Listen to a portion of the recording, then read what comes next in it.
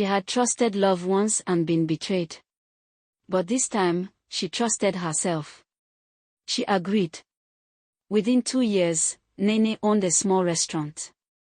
Within 4, she owned 3. Her brand became known for traditional meals made with authenticity. She hired village women who had moved to the city looking for work. She paid them fairly. She trained them. She uplifted them. Her children attended good schools. Her son, brilliant and quiet, said one day, "Mama, I want to become a doctor." Nene's heart paused. But this time, it did not ache.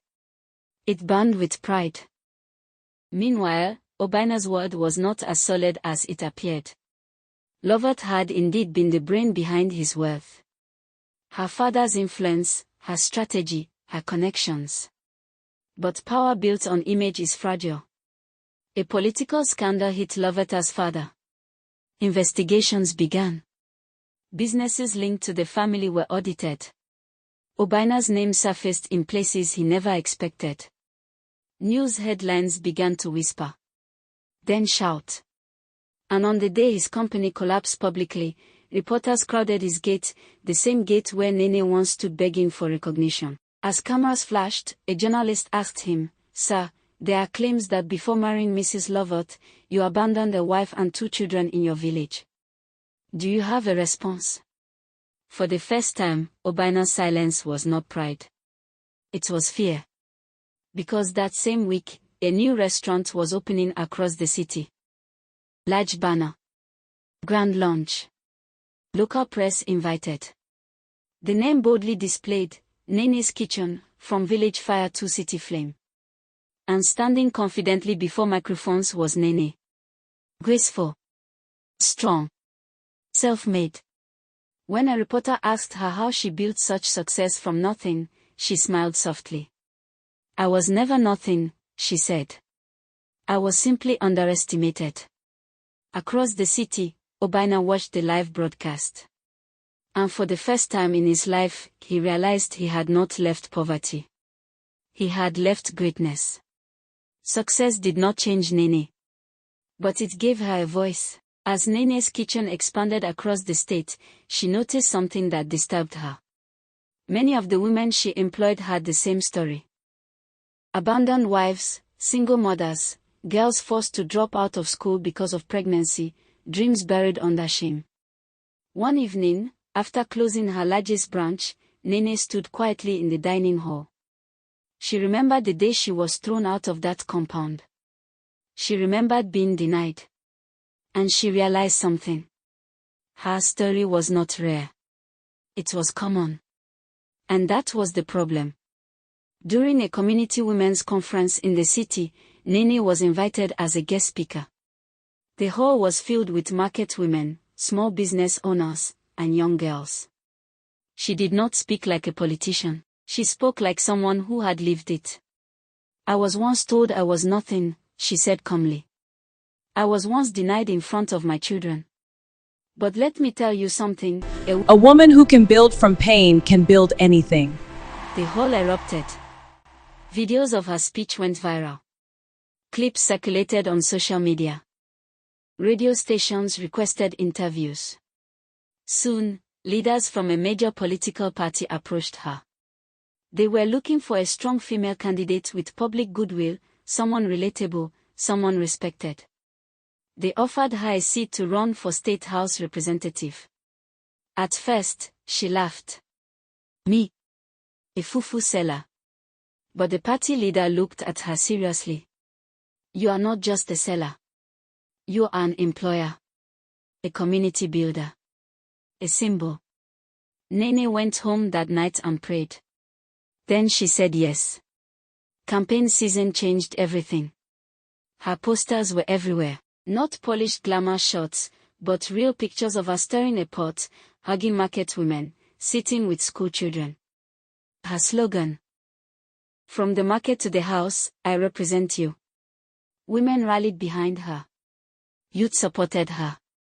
Even men who once mocked her in the village began to boast, "She is from our place." Meanwhile, Obina's name was still entangled in investigations connected to Lovatta's family.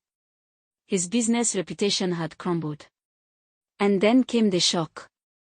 One afternoon, he saw a campaign billboard on a major highway. It was massive. Nene's face looked back at him, confident, radiant, unshaken. Below it read, HON Nene Obi, candidate for State House. He almost stopped breathing. The same woman he denied, the same woman he threw out. Now aspiring to hold public office. Election day came. The turnout was historic. When results were announced, the margin was clear. Nene had won. By a landslide.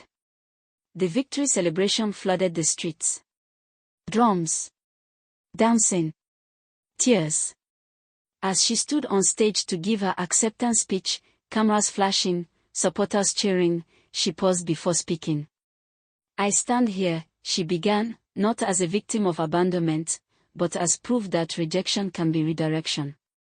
Across the city, Obina watched again. But this time, he did not feel pride. He felt small. Because power had shifted. Not through revenge. Not through scandal, but through resilience. And somewhere in the crowd that night stood her son, taller now, eyes determined. One day, he would wear a white coat. And when people asked his name, he would answer boldly. I am Nene's son. Power changes how the world sees you. But it does not erase memory. Months after Honorable Nene Obi was sworn into office, her name carried weight across the state. She sponsored bills supporting women-owned businesses, free skill training for young mothers, and scholarships for children from low-income homes. Everywhere she went, people stood when she entered. Respect followed her naturally. Meanwhile, Obina's life had shrunk. Lovatta's family influence had faded after the political scandal. Investors pulled away. The luxurious compound felt emptier than ever. Even inside his own house, conversations had grown cold. The city that once applauded him now barely noticed him. One evening, scrolling through news on his phone, he saw an interview.